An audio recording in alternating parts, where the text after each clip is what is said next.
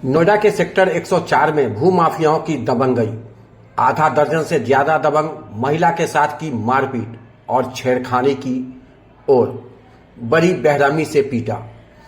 Noida police ने FIR लिखने से कर रही है मना। नोएडा के सेक्टर 104 के पास कुछ लोकल के दबंग भूमाफिया और नजदीक के चौकी इंचार्ज की मिलीभगत से अवैध रूप से जमीन पर कब्जा। दरअसल मामला नोएडा के सेक्टर 104 का है, जहां एक महिला को कुछ लोकल के दबंगों द्वारा बड़ी बेरहमी से मारपीट की गई। जहां एक बिल्डर के कर्मचारी महिला को दबंग और उसके कुछ साथियों द्वारा सेक्टर 104 के पास बड़ी बेरहमी से मारपीट की, बदतमीजी की। पीड़िता पीड़ित का कहना है कि जब वो अपना बिल्डर द्वारा जमीन पर काम चल रहा था, उसे देखने के लिए महिला कर्मचारी पहुंची, वहां फोटो खींचने लगी और उस महिला को फोटो खींचने से दबंग भूमाफिया मना करने लगे। तभी पीड़िता पीड़िती ने भूमाफिया से लेकर कहा सुनी हुई और पीड़िती को घेराव कर उसको बड़ी बेरहमी से पीटा।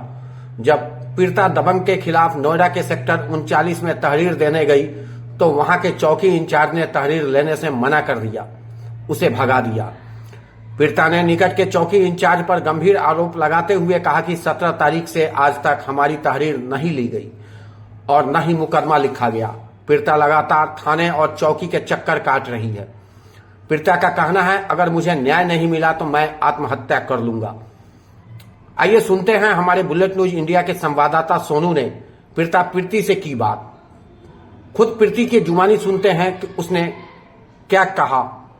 17 तारीख को क्या घटना हुई? सर 17 तारीख को मैं एक नोएडा बिल्डर्स की कंपनी में काम करती हूँ। मैं अपनी साइट विजिट करने गई हुई थी। वहाँ मुझे एक गेट लगवाना था। एक्चुअली वहाँ मेरी लेबर पहले से ही काम कर रही है, तो मैं वहाँ गेट लगवाने गई। मैंने देखा कि गेट लगा है या नहीं लगा है, तो मैं उसकी एक वीडियोज़ बना रही थी क्योंकि कंपनी में मेल करनी होती है। तो वहाँ 2 बंदे आए, उन्होंने मुझसे पूछा आप इसकी फ़ोटो क्यों ले रहे हो। मैंने बोला मेरी साइड है, मैं इसकी फ़ोटोज़ ले रही हूँ। फिर 2 बंदे और आए, एक ने मुझे पीछे से आके सर धक्का दे दिया। मेरे को समझ नहीं आया, मैं शॉक हो गई कि ऐसा मेरे साथ हुआ क्यों। और वो अंदर की साइड मुझे खींचने लगे, गंदी गंदी गालियाँ देने लगे कि मैं गालियों के बारे में तो बोल भी नहीं पाऊँगी कि भाई उन्होंने मुझे कितनी गंदी गालियाँ दी हैं। तो उन्होंने जैसे मुझे अंदर की साइड खींच रहे थे, सर मेरे कपड़े फाड़ दिए उन्होंने। और उसके बाद मैं चिल्लाई चीखी।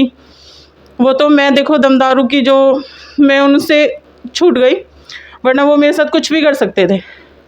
एक्चुअली जैसे मैं चीखी तो वहाँ एक लेडीज़ 2 लेडीज़ आई। एक लेडीज़ ने आके मुझे हेल्प की, बेचारी ने अपना सॉल वॉल उड़ाया। तो सर मैं वहाँ से फिर अपने घर चली गई क्योंकि मुझे कुछ समझ नहीं आया कि मैं क्या करूँ, कि मैं थाने जाऊँ, क्या करना है मुझे। सर मैं घर आई, घर आके मैंने कपड़े चेंज किए। उसके बाद मैं 18 तारीख को चौकी गई। चौकी में गई नहीं, थाने में गई तो उन्होंने मेरी कंप्लेंट नहीं सुनी। मैंने कंप्लेंट लिखवाई। उसके बाद मैं अपनी एडवोकेट को लेके गई एसएचओ साहब के पास। उन्होंने सलारपुर थाने के लिए,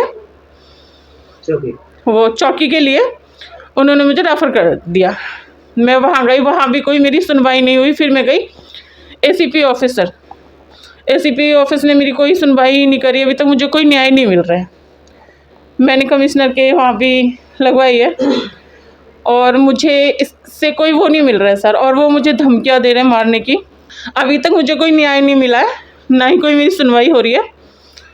और अगर मुझे न्याय नहीं मिला तो या तो मैं आत्महत्या कर लूँगी या मैं कुछ भी कर सकती हूँ।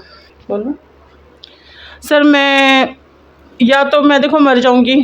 मुझे बहुत टॉर्चर किया जा रहा है कि ना मैं थाने जाऊँ ना मैं कहीं जाऊँ, और कि तू घर बैठ जा।